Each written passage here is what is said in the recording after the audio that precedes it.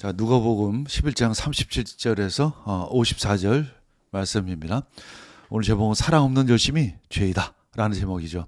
누가복음 11장 42절 말씀 함께 읽겠습니다. 너희 바리새파 사람들에게 화가 있다. 너희는 박하와 우량과 온갖 채소의 11조는 바치면서 정의와 하나님께 대한 사랑은 소홀히 한다. 그런 것들도 반드시 행해야 하지만 이런 것들도 소홀히 하지 않았어야 하였다. 아멘. 당시의 바리새인과 서기관들은 종교 지도자였죠. 하지만 그들은 겉만 번칠하고 속은 탐심으로 가득했습니다.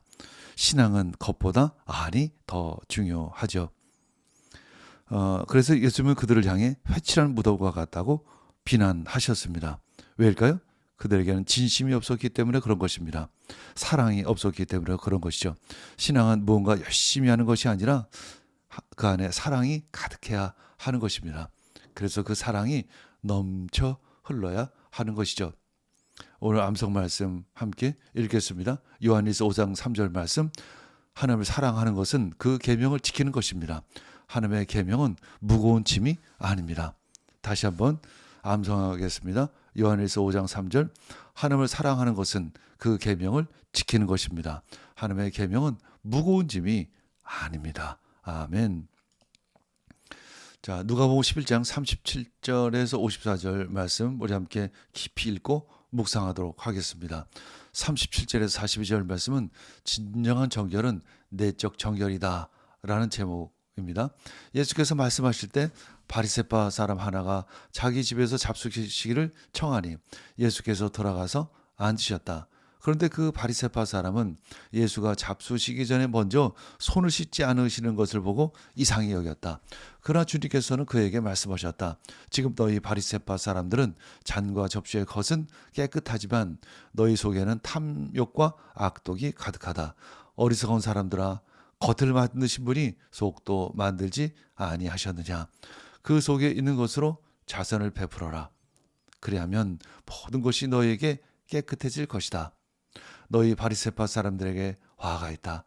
너희는 박하와 온양과 온갖 채소의 11조는 바치면서 정의와 하나님께 대한 사랑은 소홀히 한다. 그런 것들도 반드시 행해야 하지만 이런 것들도 소홀히 하지 않았어야 하였다. 43에서 49절은 형식적인 종교인들은 도리어 다른 사람에게는 율법의 짐을 무겁게 강요합니다. 읽겠습니다. 너희 바리새파 사람들에게 화가 있다. 너희는 회당에서 높은 자리에 앉기를 좋아하고 장터에서 인사받기를 좋아한다. 너희에게 화가 있다. 너희는 드러나지 않게 만든 무덤과 같아서 사람들이 그 위를 밟고 다니면서도 그것이 무덤인지를 알지 못한다.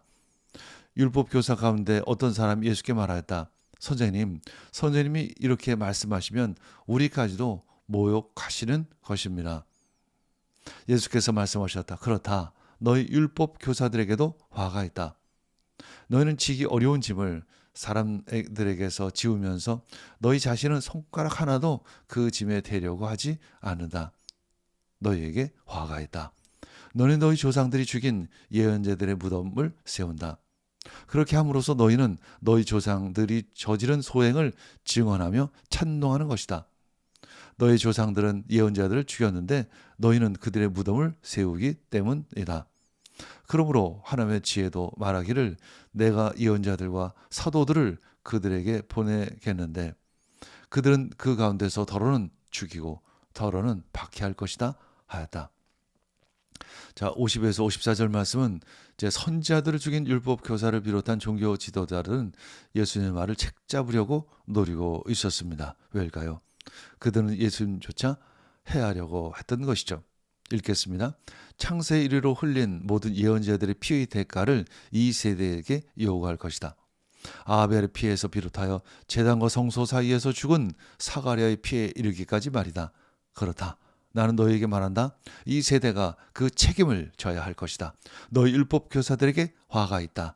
너희는 치계 열쇠를 가로채서 너희 자신도 들어가지 않고 또 들어가려고 하는 사람들도 막았다. 예수께서 그 집에서 나오실 때 율법 학자들과 바리새파 사람들은 잔뜩 앙심을 품고서 여러 가지 물음으로 예수를 몰아붙이기 시작하였다. 그들은 예수의 입에서 나오는 말에서 트집을 잡으려고 노렸다. 자, 사랑 없는 열심이 바로 죄인 것이죠. 당시에 바리새인과 서기관과 같은 종교 지도자는 사랑이 없는 단순한 열심만이 있었을 뿐입니다. 왜일까요? 그의 마음에는 사랑이 아닌 탐심으로 가득했기 때문에 그런 것이죠. 그것이 바로 죄인 것이죠. 바리새인들은 식사 자리에서 예수께서 손을 씻지 않는 것을 보고 깜짝 놀라죠. 이것은 그들이 지키던 전통에 어긋나는 것이었기 때문입니다. 그런 형식적인 전통만을 주장하고 있는 바리새인에게 예수님은 말씀하시죠.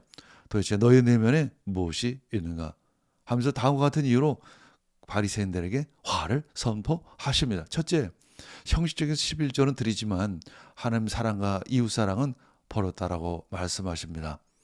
11조도 드려야 되겠지만 더욱 중요한 것은 하나님에 대한 사랑, 이웃에 대한 사랑이 더 중요하다 말씀하십니다. 둘째, 다른 사람보다 잘난 척하려는 종교적 열심인 것이죠.